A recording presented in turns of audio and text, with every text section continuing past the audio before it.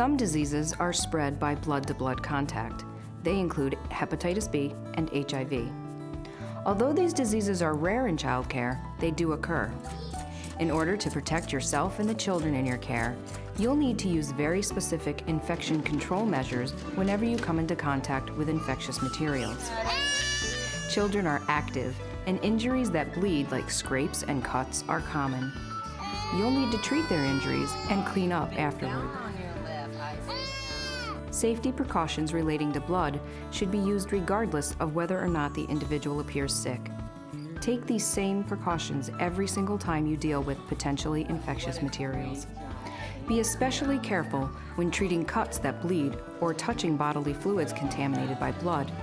This includes changing diapers when blood may be in the stool.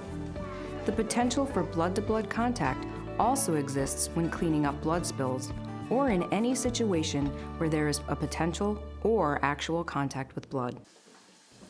The first step is to protect yourself and the children by wearing disposable gloves.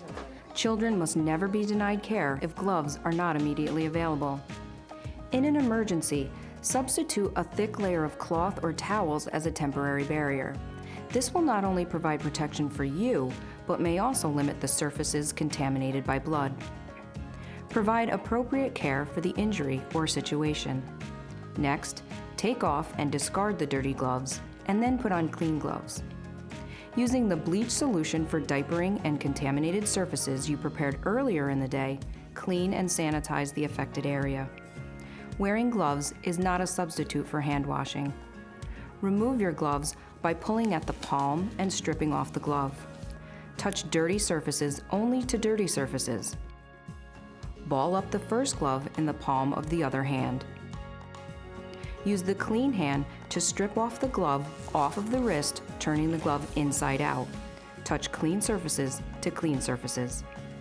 Drop the dirty gloves immediately into the plastic bag. Secure the plastic bag and dispose of it in a covered plastic lined receptacle.